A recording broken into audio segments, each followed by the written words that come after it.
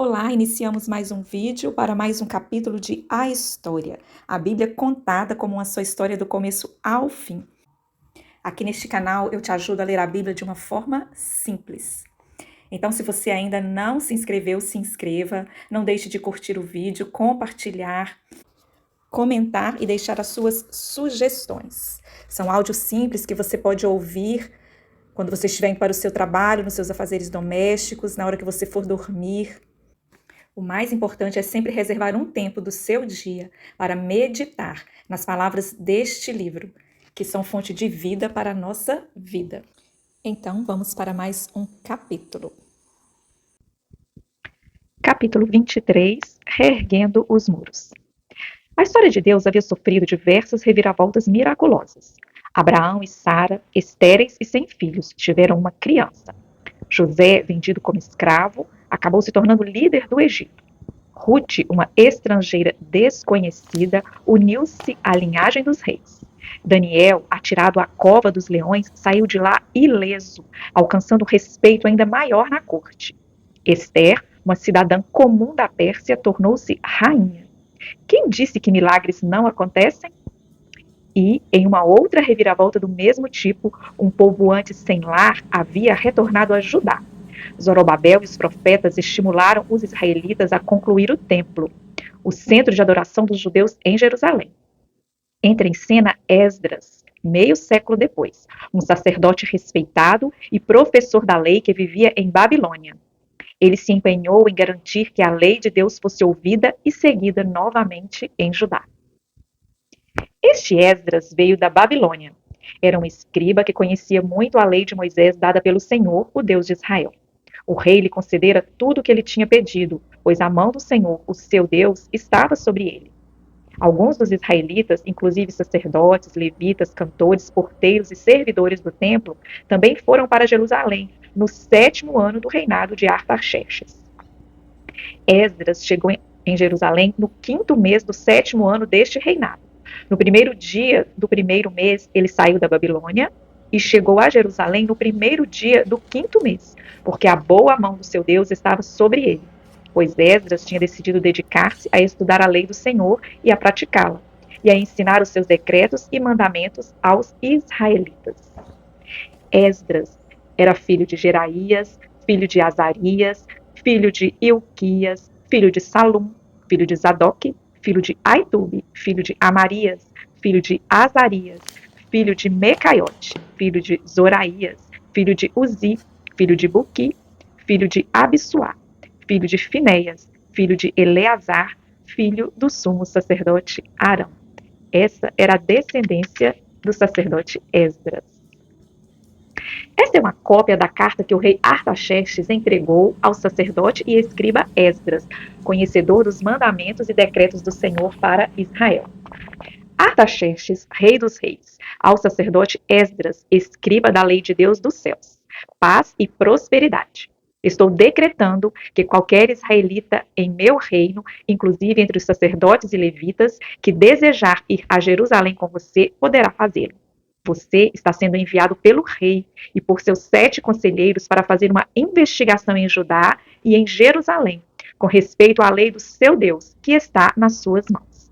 Além disso, você levará a prata e o ouro que o rei e seus conselheiros voluntariamente ofereceram ao Deus de Israel, cuja habitação está em Jerusalém, além de toda a prata e de todo o ouro que você receber das províncias da Babilônia, como também as ofertas voluntárias do povo e dos sacerdotes para o templo do Deus deles em Jerusalém. Com esse dinheiro, compre novilhos, carneiros, cordeiros e o que for necessário para suas ofertas de cereal e de bebida, e sacrifique-os no altar do templo do seu Deus em Jerusalém. Você e seus irmãos poderão fazer o que acharem melhor com o restante da prata e do ouro, de acordo com a vontade do seu Deus.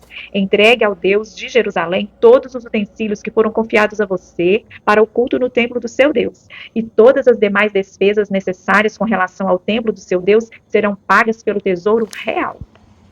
Agora eu, o rei Artaxerxes, ordeno a todos os tesoureiros do território situado a oeste do Eufrates que forneçam tudo o que lhes solicitar o sacerdote Esdras, escriba da lei do Deus dos céus.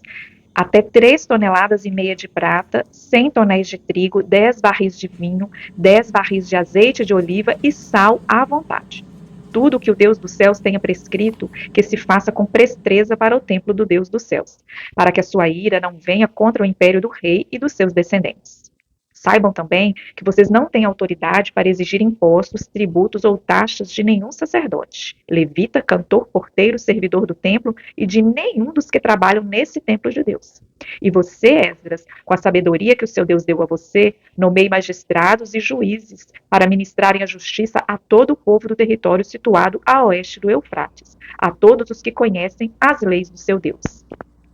E aos que não conhecem, você deverá ensiná-las. Aquele que não obedecer à lei do Deus de vocês e à lei do rei será punido com a morte, ou com o exílio, ou com o confisco dos bens, ou com a prisão. Bendito seja o Senhor, o Deus dos nossos antepassados, que pôs no coração do rei o propósito de honrar desta maneira o templo do Senhor em Jerusalém, perante seus conselheiros e todos os altos oficiais. Como a mão do Senhor, o meu Deus, esteve sobre mim, tomei coragem e reuni alguns líderes de Israel para me acompanharem. De posse dos presentes do rei e dos suprimentos, Esdras conduziu milhares de israelitas em uma viagem para Jerusalém. Ele encontrou o templo em bom estado, mas também descobriu que os israelitas casavam-se com pessoas de nações vizinhas que adoravam outros deuses. A lei de Deus os alertava claramente contra esse tipo de atitude. Horrorizado, Esdras rasgou suas vestes e chorou enquanto orava, confessando o pecado do seu povo e suplicando pela misericórdia de Deus. Cerca de 13 anos depois, Neemias, copeiro do rei da Pérsia, um posto que exigia um alto nível de confiança dentro da corte, recebeu a visita do seu irmão que vivia em Judá. Neemias estava ansioso por notícias da cidade de Jerusalém. Porém, conforme Esdras descobrira anteriormente, elas não eram muito boas. A história de Neemias. Palavras de Neemias, filho de Acalias. No mês de Quisleu, no 20º ano, enquanto eu estava na cidade de Suzã, Anani, um dos meus irmãos, veio de Judá com alguns outros homens, e eu lhes perguntei acerca dos judeus que restaram, os sobreviventes do cativeiro e também sobre Jerusalém. E eles me responderam: aqueles que sobreviveram ao cativeiro e estão lá na província passam por grande sofrimento e humilhação. O muro de Jerusalém foi derrubado e suas portas foram destruídas pelo fogo. Quando ouvi essas coisas, sentei-me e chorei. Passei dias lamentando-me, jejuando e orando ao Deus dos céus.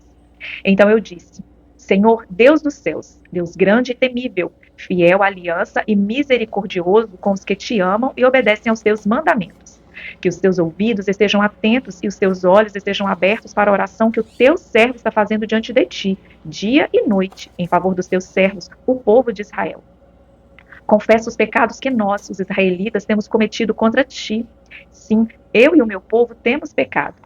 Senhor, que os teus ouvidos estejam atentos à oração deste teu servo e à oração dos teus servos que têm prazer em temer o teu nome. Faze com que hoje este teu servo seja bem-sucedido, concedendo-lhe a benevolência deste homem. O templo em Jerusalém estava concluído, porém a muralha da cidade ainda se encontrava em ruínas. Uma cidade sem muros, seria melhor deixar logo as portas abertas para que os saqueadores entrassem. Neemias decidiu que levaria o povo a reconstruir os muros da cidade. Uma missão deste porte necessitaria da permissão de Artaxerxes, rei da Pérsia. Após orar, pedindo a ajuda de Deus, Neemias abordou o rei, que forneceu com prazer cartas de salvo-conduto e suprimentos para que Neemias seguisse seu caminho. Trabalho duro o esperava, assim como dias longos e noites em claro. Não obstante, ele fez suas malas e conduziu sua caravana pelas dunas em direção a Jerusalém. Cheguei a Jerusalém e, depois de 3 dias de permanência ali, saí de noite com alguns dos meus amigos. Eu não havia contado a ninguém o que o meu Deus havia posto em meu coração que eu fizesse por Jerusalém. Não levava nenhum outro animal além daquele em que eu estava montado. De noite saí pela porta do vale, na direção da fonte do dragão, e da porta do esterco, ou do monturo, examinando o muro de Jerusalém, que havia sido derrubado, e suas portas que haviam sido destruídas pelo fogo. Fui até a porta da fonte e do tanque do rei, mas ali não havia espaço para o meu animal passar. Por isso subi o vale, ainda de noite, examinando o muro. Finalmente voltei e tornei a entrar pela porta do vale. Os oficiais não sabiam onde eu tinha ido ou o que eu estava fazendo, pois até então eu não tinha dito nada aos judeus, aos sacerdotes, aos nobres, aos oficiais e aos outros que iriam realizar a obra. Então eu lhes disse: vejam a situação terrível em que estamos. Jerusalém está em ruínas e suas portas foram destruídas pelo fogo. Venham, vamos reconstruir os muros de Jerusalém, para que não fiquemos mais nessa situação humilhante. Também lhes contei como Deus tinha sido bondoso comigo e o que o rei me tinha dito. Eles responderam: sim, vamos começar a reconstrução. E se encheram de coragem para a realização deste bom projeto.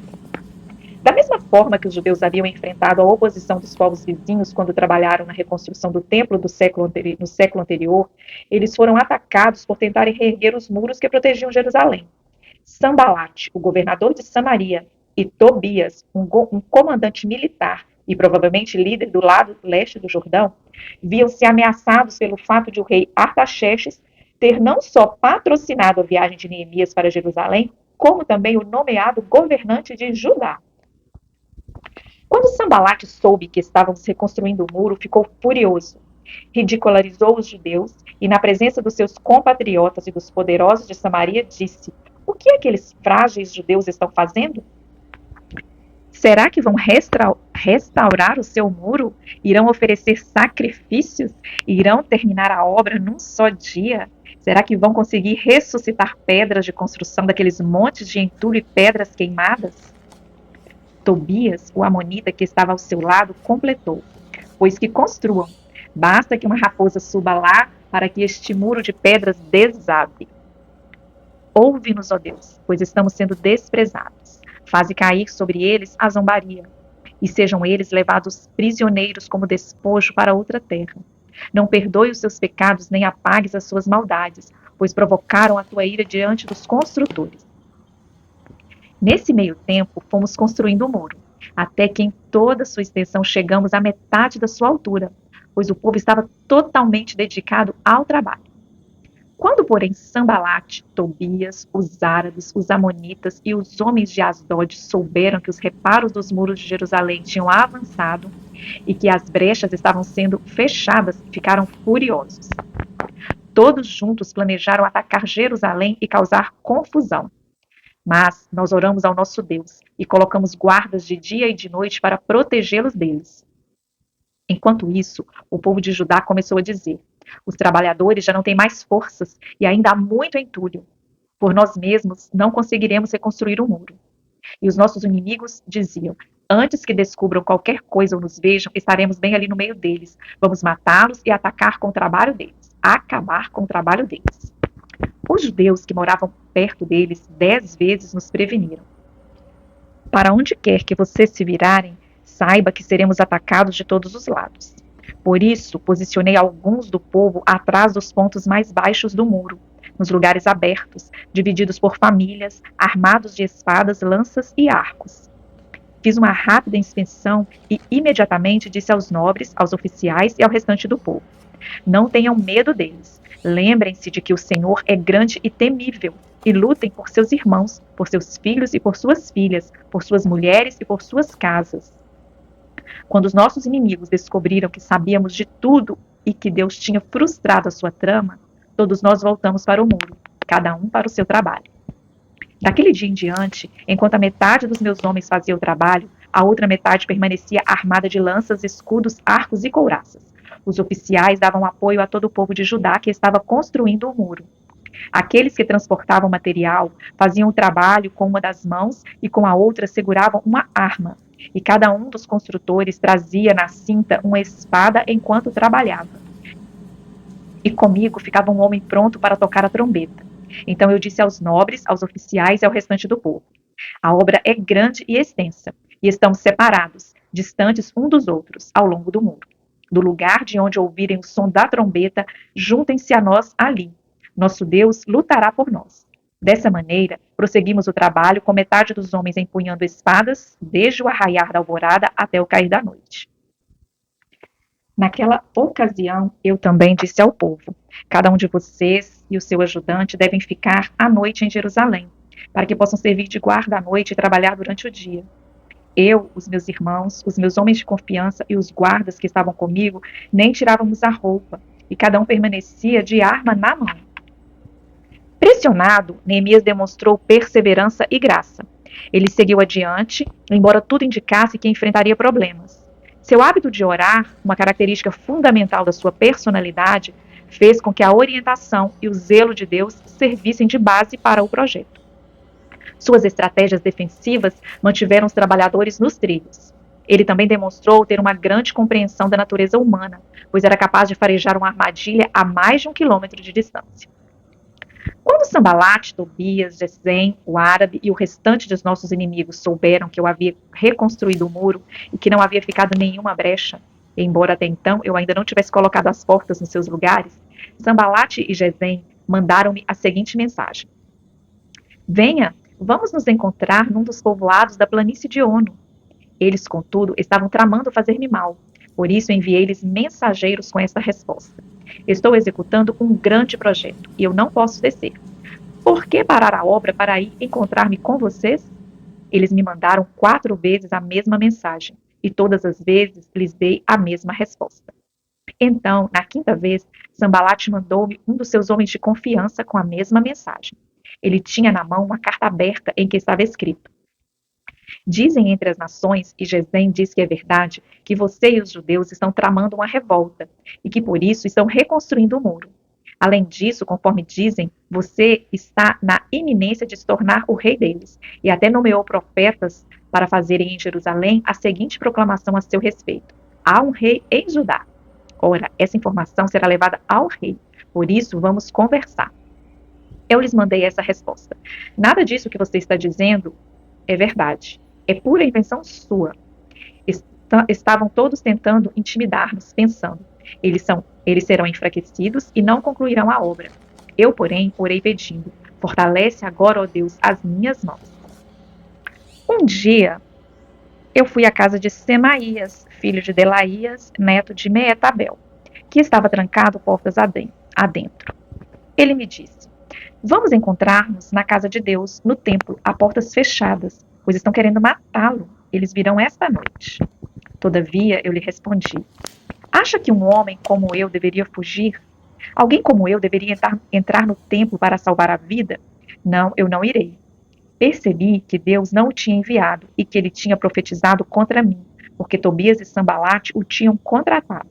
Ele tinha sido pago para me intimidar, a fim de que eu cometesse um pecado agindo daquela maneira. E então eles poderiam difamar-me e desacreditar-me. Lembra-te do que fizeram Tobias e Sambalat, meu Deus. Lembra-te também da profetisa Noadia e do restante dos profetas que estão tentando me intimidar. O muro ficou pronto no 25º dia de Elul, em 52 dias. Quando todos os nossos inimigos souberam disso, todas as nações vizinhas ficaram atemorizadas e com orgulho ferido, pois perceberam que essa obra havia sido executada com a ajuda do nosso Deus. Primeiro o templo, e agora as muralhas da cidade estavam completas. Porém, qual o sentido de erguer templos e muros se os corações das pessoas ainda estavam sem rumo?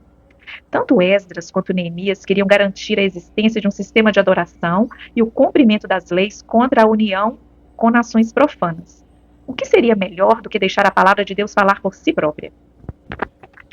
Depois que o muro foi reconstruído e que eu coloquei as portas no lugar, foram nomeados os porteiros, os cantores e os levitas. Para governar Jerusalém, encarreguei o meu irmão Anani, e com ele Ananias, comandante da fortaleza, pois Ananias era íntegro e temia a Deus mais do que a maioria dos homens. Todo o povo juntou-se como se fosse um só na praça, em frente à porta das águas. Pediram ao escriba Esdras que trouxesse o livro da lei de Moisés, que o Senhor dera a Israel. Assim, no primeiro dia do 7º mês, o sacerdote Esdras trouxe a lei diante da assembleia, que era constituída de homens e mulheres e de todos os que podiam entender. Ele a leu em alta voz, desde o raiar da manhã até o meio-dia, de frente para a praça, em frente à porta das águas, na presença dos homens, mulheres e de outros que podiam entender. E todo o povo ouvia com atenção a leitura do livro da lei.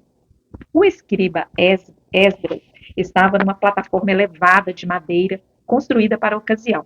Ao seu lado, à direita, estavam Matitias, Sema, Anaías, Urias, Ilquias e Maazéias. E à esquerda estavam Pedaías, Misael, Malquias, Hassum, Hasbadana, Zacarias e Mesulão. Esdras abriu o livro diante de todo o povo, e este podia vê-lo, pois ele estava no lugar mais alto. E quando abriu o livro, o povo todo se levantou. Esdras louvou o Senhor, o grande Deus, e todo o povo ergueu as mãos e respondeu: Amém, Amém. Então eles adoraram o Senhor, prostrados com o rosto em terra. Os levitas Jesua, Bani, Serebias, Jamim, Acube, Sebetai, Odias, Maazéias, Quelita, Azarias, Josabade, Anã e Pelaías instruíram o povo na lei, e todos permaneciam ali. Leram o livro da lei de Deus, interpretando-o e explicando-o, a fim de que o povo entendesse o que estava sendo lido. Então Neemias, o governador, Esdras, o sacerdote e escriba, e os levitas que haviam instruído o povo disseram a todos: Este dia é consagrado ao Senhor, o nosso Deus. Nada de tristeza e de choro, pois todo o povo estava chorando enquanto ouvia as palavras da lei. E Neemias acrescentou: Podem sair e comam e bebam do melhor que tiverem e repartam com os que nada têm preparado. Este dia é consagrado ao nosso Senhor. Não se entristeçam, porque a alegria do Senhor os fortalecerá. Os levitas tranquilizaram todo o povo, dizendo: Acalmem-se, porque este é um dia santo, não fiquem tristes. Então todo o povo saiu para comer, beber, repartir com os que nada tinham preparado e para celebrar com grande alegria, pois agora compreendiam as palavras que lhes foram explicadas. No segundo dia do mês, os chefes de todas as famílias, os sacerdotes e os levitas reuniram-se com Esdras para estudarem as palavras de Deus. Descobriram que, na lei que o Senhor tinha ordenado por meio de Moisés, que os israelitas deveriam morar em tendas durante a festa do 7º mês. Por isso, anunciaram em todas as suas cidades e em Jerusalém: Saiam às montanhas e tragam ramos de oliveiras cultivadas, de oliveiras silvestres, de murtas, de tamareiras e de árvores frondosas, para fazerem tendas, conforme está escrito. Então o povo saiu e trouxe os ramos, e eles mesmos construíram tendas nos seus terraços, nos seus pátios e nos pátios do templo de Deus, e na praça junto à porta das águas, e na que fica junto à porta de Efraim. Todos os que tinham voltado do exílio construíram tendas e moraram nelas. Desde os dias de Josué, filho de Num, até aquele dia, os israelitas não tinham celebrado a festa dessa maneira. E grande foi a alegria deles. Dia após dia, desde o primeiro até o último dia da festa, Esdras leu o livro da lei de Deus. Eles celebraram a festa durante 7 dias e no 8º, conforme o ritual, houve uma reunião solene. De fato, os israelitas haviam reconstruído o templo e adoravam a Deus novamente. Contudo, muitos deles, incluindo os sacerdotes, se afastavam da fé. Deus convocou Malaquias, o último dos profetas do Velho Testamento, para transmitir uma mensagem final ao povo. Malaquias foi provavelmente contemporâneo de Esdras e Neemias. Imagina-se que suas profecias tenham se dado após a morte de Esdras e durante a época em que Neemias foi chamado de volta pelo rei da Pérsia para servi-lo. Por intermédio de Malaquias, Deus transmitiu seu alerta contra a hipocrisia dos israelitas, embora também os tenha lembrado da sua promessa eterna de aliança. Uma advertência. A palavra do Senhor contra Israel por meio de Malaquias. O filho honra seu pai, e o servo o seu senhor. Se eu sou pai, onde está a honra que me é devida? Se eu sou o Senhor, onde está o temor que me devem? Pergunta o Senhor dos Exércitos a vocês, sacerdotes. São vocês que desprezam o meu nome. Mas vocês perguntam: de que maneira temos desprezado o teu nome? Trazendo comida impura ao meu altar. E mesmo assim perguntam: de que maneira te desonramos? Ao dizerem que a mesa do Senhor é desprezível, na hora de trazerem animais cegos para sacrificar, vocês não veem mal algum. Na hora de trazerem animais aleijados e doentes como oferta, também não veem mal algum. Tentem oferecê-los de presente ao governador. Será que ele se agradará de vocês? Será que os atenderá? Pergunta o Senhor dos Exércitos. E agora, sacerdotes, tentem apaziguar Deus para que tenha compaixão de nós. Será que esse tipo de oferta ele os atenderá? Pergunta o Senhor dos Exércitos. Ah, se um de vocês fechasse as portas do templo, assim ao menos não acenderiam o fogo do meu altar inutilmente. Não tenho prazer em vocês, diz o Senhor dos Exércitos, e não aceitarei as suas ofertas. Pois do Oriente ao Ocidente, grande é o meu nome entre as nações, e em toda parte incenso é queimado e ofertas puras são trazidas ao meu nome, porque grande é o meu nome entre as nações, diz o Senhor dos Exércitos. Mas vocês o profanam ao dizerem que a mesa do Senhor é imunda e que a comida é desprezível, e ainda dizem: que canseira, e riem dela com desprezo, diz o Senhor dos Exércitos. Quando vocês trazem animais roubados, aleijados e doentes e os oferecem em sacrifício, deveria eu aceitá-los das suas mãos? Pergunta o Senhor. Maldito seja o enganador, que, tendo no rebanho um macho sem defeito, promete oferecê-lo e depois sacrifica para mim um animal defeituoso, diz o Senhor dos Exércitos, pois eu sou um grande rei e o meu nome é temido entre as nações. E agora essa advertência é para vocês, ó sacerdotes. Se vocês não derem ouvidos e não se dispuserem a honrar o meu nome, diz o Senhor dos Exércitos, lançarei maldição sobre vocês e até amaldiçoarei as suas bênçãos.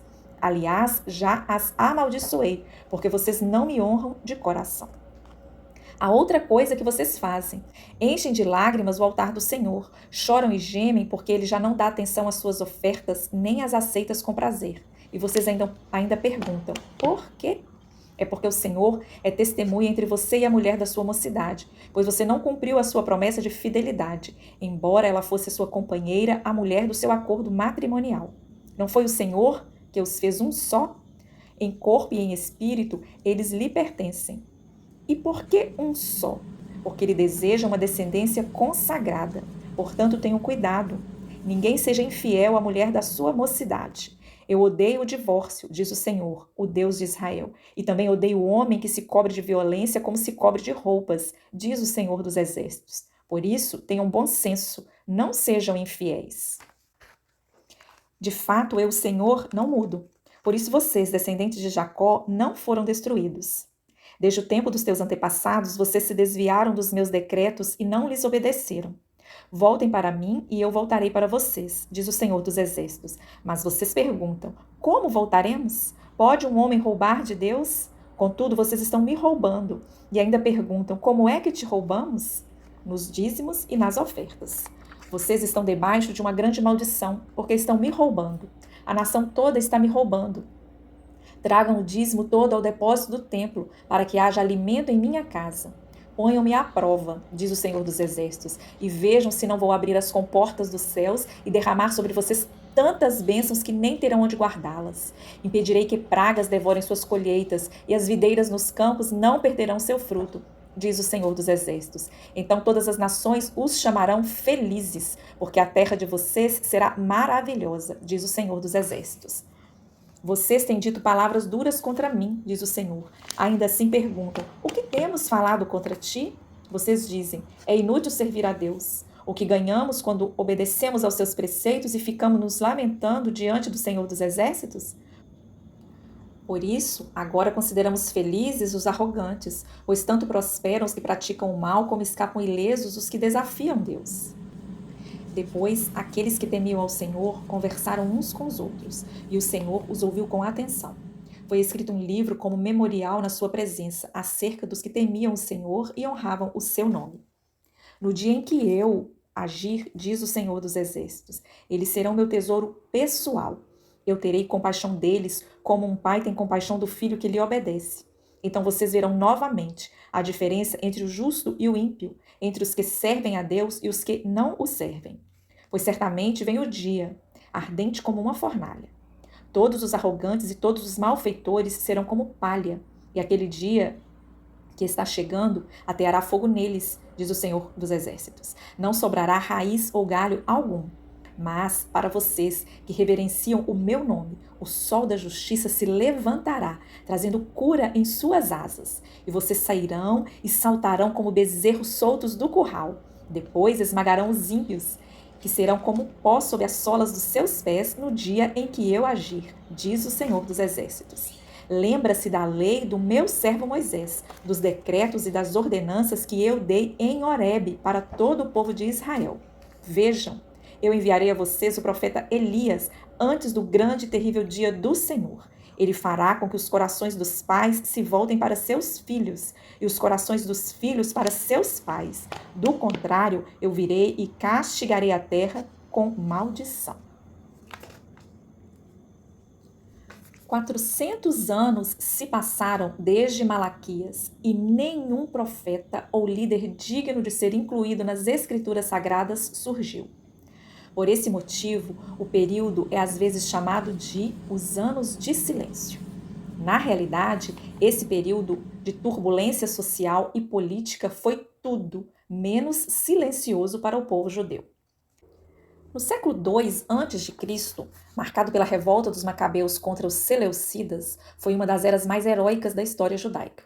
Durante esses 400 anos, foram produzidos diversos escritos importantes. A comunidade de Qumran copiou os livros de Isaías, os Salmos, o Deuteronômio e outras escrituras sagradas. Esses manuscritos antigos foram descobertos nos arredores do Mar Morto por um jovem pastor em 1947 d.C. e são conhecidos atualmente como os Pergaminhos do Mar Morto. No entanto, a história de Deus não havia terminado. Quando, porém, chegou a plenitude do tempo, nas palavras do apóstolo Paulo, o Senhor falou novamente, dessa vez na pessoa de Jesus Cristo, o Filho de Deus, cujo nascimento, vida, morte e ressurreição mudaram tudo. Era chegada a hora de as velhas promessas dos profetas de um servo-rei e do reino de Deus, aguardadas por tantos anos, ganharem vida de uma forma nova e ousada, de todos verem personificados o amor gracioso, compassivo e inesgotável de Deus e sua dedicação a reparar laços partidos através daquele carpinteiro e mestre itinerante chamado Jesus, o Messias. Messias é um dos nomes de Jesus, que dá ênfase a seu papel de Salvador escolhido por Deus. O Messias que veio para libertar o seu povo.